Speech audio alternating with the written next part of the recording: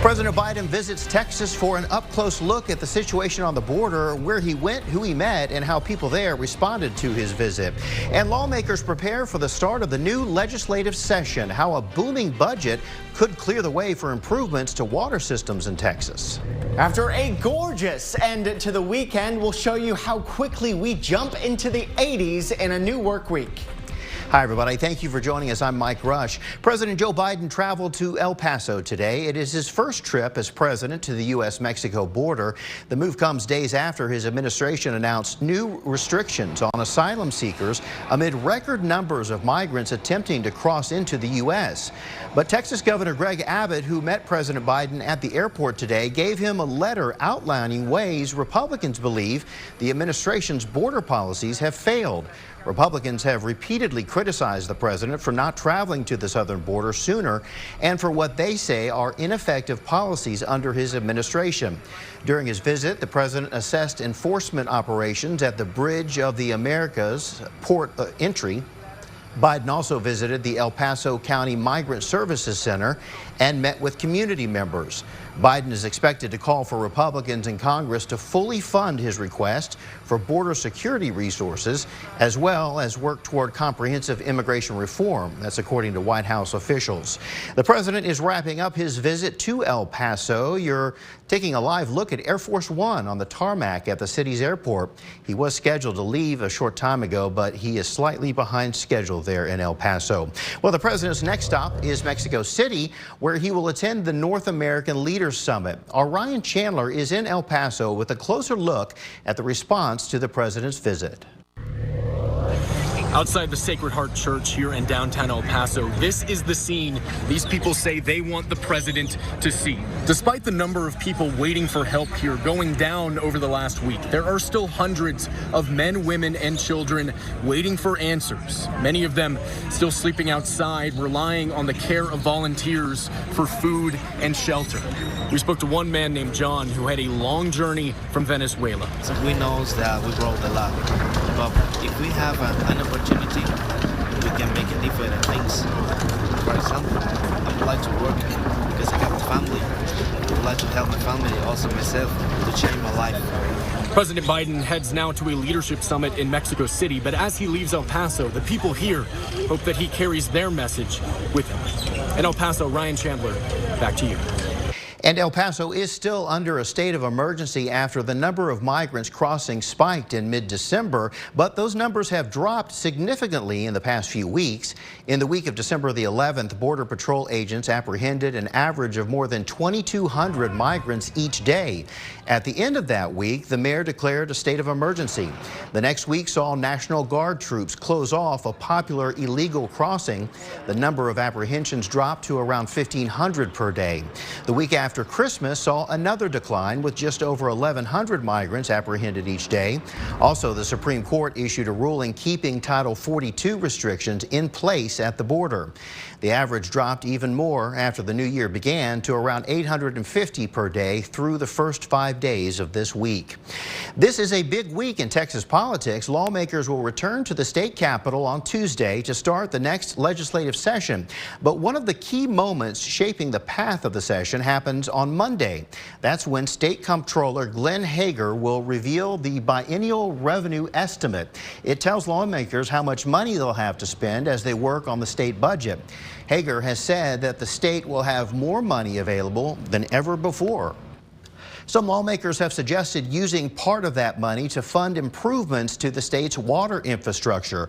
Broken mains and water plant failures have caused problems across the state. State of Texas host Josh Hinkle spoke with John Harchuk, Senior Vice President for Policy and Advocacy for the nonprofit Texas 2036, about the need for improvements.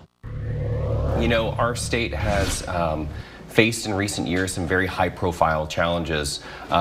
Historically, we thought a lot about the availability of water, and that is still a long-term challenge for us, but also the physical infrastructure.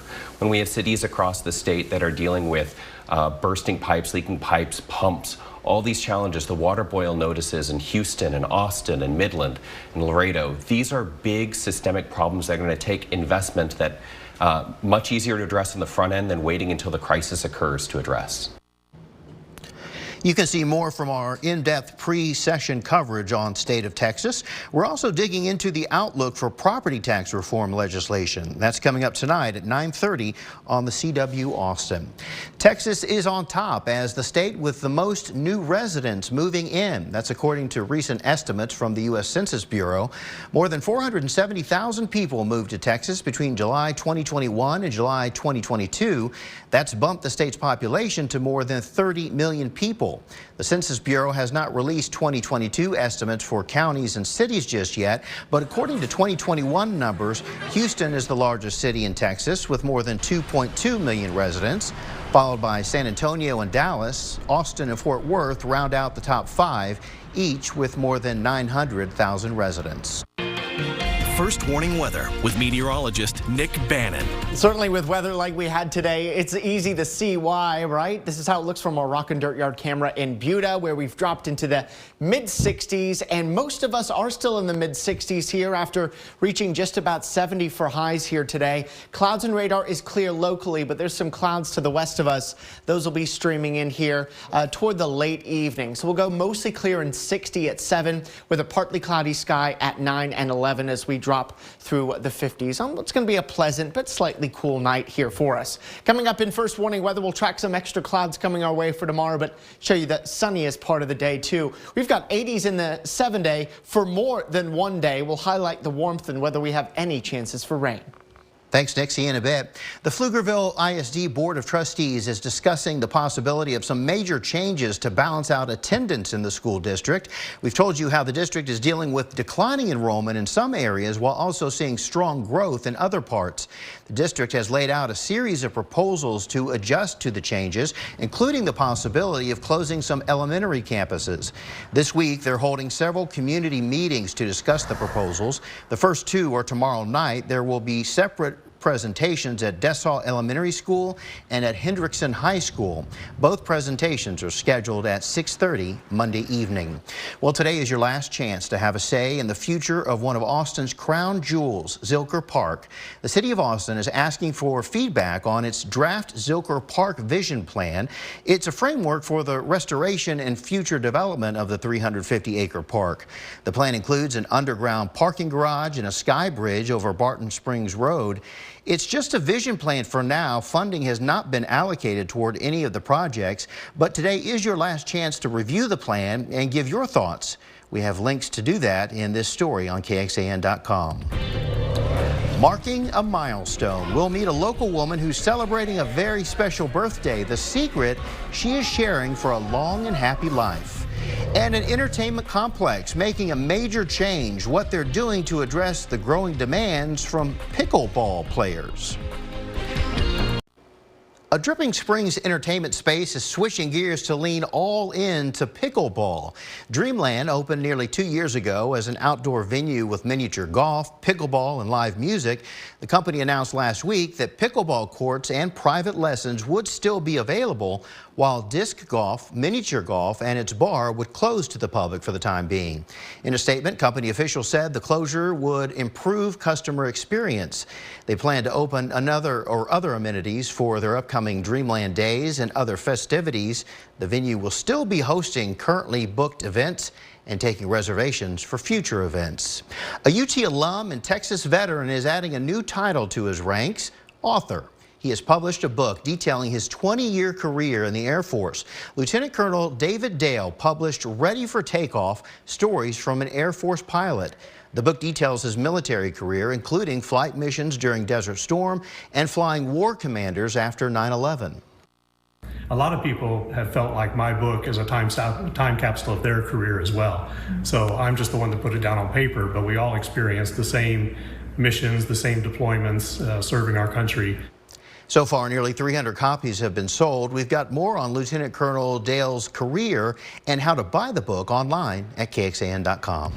We just experienced the 3rd warmest first week of January on record in Austin history. These records go back to 1898 with an average temperature of 63.9 degrees. That includes the highs and lows. That's more than 10 degrees above the typical January average temperature of 52, of which it is our usual coolest month of the whole year.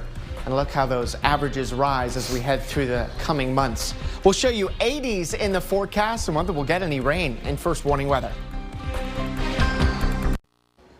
It was a special celebration, a century in the making.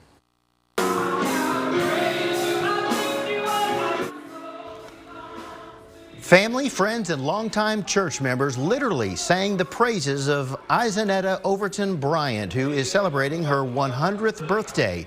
Bryant was born and raised in Austin. She worked for an insurance company and later for Travis County and has been a member of the St. James Missionary Baptist Church for more than 70 years.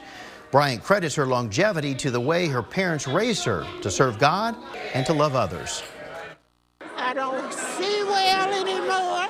I don't hear well anymore. But I still love everybody. I love people. That is the trick right there, loving everybody. Bryant has 4 children, 15 grandchildren, several great and great-great-grandchildren. She even, Nick, has a great-great-great grandchild. Impressive. I was listening to her interview. That's quite the legacy that she has there with all of those family members. She said she was just overwhelmed to see so many people coming from different parts of the country to celebrate her, which was nice. It must be hard remembering all those family members' names, though. She did say she couldn't remember everybody's names, but that would with that many people, that would happen at any age. You know, Yeah, I wouldn't say that was an age-related thing. No, no kidding at all. Hey, beautiful day out there here today. The only problem, of course, with a day like today is that you get the cedar jumping up. In fact, it jumped to very high today. Remember now, we can update you on the pollen throughout the weekend. We've got this special pollen sense equipment on top of our building here that we can get hourly ratings and updates here as far as the pollen is concerned. So no longer will we leave you high and dry on the weekend without pollen information. You can, of course, see it on KXAN.com under the allergy page. Mold is at medium, but it's on its way down from yesterday. This is how it looks in Round Rock from our Whittlesey Landscape Supplies camera. Beautiful. If you're okay with the cedar pollen, that is. A lot of sunshine. 60s across the state. Of course, we are a bit cooler than we were yesterday. We're going to be in for a cool night as we drop through the 60s into the 50s and 40s by the time you start your Monday morning. Monday afternoon will be almost to 70, forecasting a high of 69. That is still above average for this time of year. Across the state, we're starting to see some clouds coming in from the west of us. Of course, we had a cold front that moved through last night that brought some of us some spotty showers and thunderstorms in the middle of the night and at times yesterday, but those are now long gone and we're not expecting much in the way of wet weather over the next week. We are going to notice some changes though tonight. Clouds are going to be on the increase here from the west and southwest. That's going to give us a cloudier start to the day tomorrow. But as we go through the day, we're going to lose the clouds slowly but surely. Sun and clouds at noon, and then turning mostly sunny to at least more sun than clouds here as we head through the end of the afternoon as skies clear into tomorrow evening. Tuesday, some low clouds and fog to begin your day before that erodes away and gives us plenty of sunshine for the afternoon. And we expect a similar setup as we head into Wednesday. We start with a lot of low clouds and fog, but then we all turn sunny here by the second half of the day. So our forecast tonight, gradually increasing clouds, another cool type of night, but a dry night with a low of 46. And then a lot of clouds tomorrow morning, but more sun later in the day, highs of 69. It'll be a cooler day compared to what's coming. Look at this. Tuesday, a high of 80, and Wednesday, the temperatures peak at 82 before a cold front Thursday drops us down to 68. But it's going to feel a little more spring-like here over the next few days. That's also going to introduce a bit more humidity Monday, Tuesday into Wednesday before that drops off with that late week cold front. Will we get any rain out of that cold front? Not thinking so. We've only got a 10% rain chance late Wednesday night to early Thursday morning. Otherwise, just some scattered clouds and sunshine here most of the week. Friday, mostly sunny, 66. Saturday, 68 and sunshine, 70 sun and clouds on Sunday. Every single day of our 7-day at or well above average temperatures. And the week beyond the 7-day calls for warmer than normal conditions as well. So we had the third warmest first week of January. Don't be surprised if those numbers stay up there for at least a good majority of the month. This is KXAN Sports, brought to you by Thomas J. Henry. Entering today, the Cowboys had the chance to not only clinch the division, they could have earned the #1 seed in the NFC. They just needed losses from the Philadelphia Eagles and the San Francisco 49ers, both teams who were favored against their opponents, the New York Giants and the Arizona Cardinals, respectively. Well, it was a nasty first half for the Cowboys. but they were able to get a touchdown near the end of the first half. It is 13-6 Washington right now, just 92 passing yards for Dak Prescott, just 41 rushing yards for the Cowboys. Washington's got the football right now in the third quarter. Yeah, so Cowboys hoping to pull this one out in Maryland. What a game for the Houston Texans facing the Indianapolis Colts. Sam Ehlinger getting the start for the Colts. Look good right here. This pass to Mo Alie-Cox for the touchdown in the fourth quarter to give the Colts the 28-24 lead. Texans still down here. Davis Mills on 4th and 20, scrambling, looking for someone, and he finds Jordan Akins, even though it was pretty much by surprise.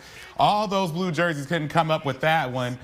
And yeah, Colts fans saying this is kind of how it's been this year. And then Texans going for 2, though, and Akins with the catch there. And how about that? Houston takes the 32-31 lead, much to the chagrin of Jeff Saturday and also Houston Texans fans. Get to that in a second. Sam Ehlinger, one last chance, but it falls short. Houston wins 32-31, but they won't get the #1 pick. That goes to the Chicago Bears. So interesting strategy there from Lovie Smith. All right, first game back for the Bills since the Damar Hamlin injury. They dedicated this game to him. And how about this? Opening kickoff, Nyheim Hines gets to the outside, and once he crosses the 40 here, it's evident no one's going to catch him. That is a touchdown on the opening kickoff for the Buffalo Bills. They go crazy there. What a way to pay homage to Damar Hamlin. Nyheim Hines wasn't done, though. He would return this one for 101 yards for the touchdown there. The Bills get the victory, 35-23 over the New England Patriots. Great moment up there in Buffalo. The Philadelphia Eagles are up right now 16-0 on the New York Giants. If these results hold up, the Eagles will win the division and get the #1 seed, which will result in a first-round bye for Philly. Dallas will play Tampa Bay in a rematch of the season opener in the playoffs next week. Time and day to be determined. Well, a good day for Texas basketball on Saturday. We'll hear more from the Longhorns on their bounce-back victory over Oklahoma State when sports continues. Keep it here. In the past week, Texas has been through a loss and the firing of their head coach, Chris Beard. As a matter of fact, this hasn't been an easy month for the Longhorns, let alone an easy week. But Texas looked pretty good on Saturday. Things were pretty bright for them as they rebounded from their loss to beat a tough Oklahoma State team on the road. It was the kind of performance that Texas hopes to continue to have throughout the season with their defense leading the way. Rodney Terry, proud of his team for their perseverance over these last few days and weeks. I'm proud of our guys, and I've said that to them the other day. Probably more than any team in the country, this group here has really stuck together, and they persevered through some adversity and some challenges, and they stayed together. They really focused on what they could control, and I think just kind of locked in and enjoyed playing with each other and being around each other every day. And so, they've been a really fun group to continue to work with, and I still think we haven't played our best basketball. I think our ceiling's still high for this team and everything, but I give those guys tremendous credit. Texas will have another doozy in the tough Big 12 coming up on Wednesday. The Longhorns will take on TCU. The Horned Frogs lost to Iowa State on a last-second 3, so they'll have just a little extra motivation coming off of a loss. That game tips off at the Moody Center Wednesday night at 8 o'clock. That's it for sports. We're back with more after this. Looks like our warm weather is going to continue. In fact, it's even going to get warmer than we've had today in the next few days. Yeah, if you've been doing sort of the T-shirt, long pants combo or the shorts and long sleeves, one or the other, I think you can get away with the shorts and short sleeves by the middle of the week. Tomorrow won't be that warm, kind of like today. A lot of clouds in the morning, more sun in the afternoon as we head for 69 degrees later in the day. And then here comes the warmth. Tuesday, Wednesday, low 80s both days. Both days start with fog and some low clouds and tons of sun in the afternoon. And then we're back in the 60s starting Thursday. All right. Thanks, Nick. And thank you for watching, everyone. Have a great evening. Hope to see you right back here after football.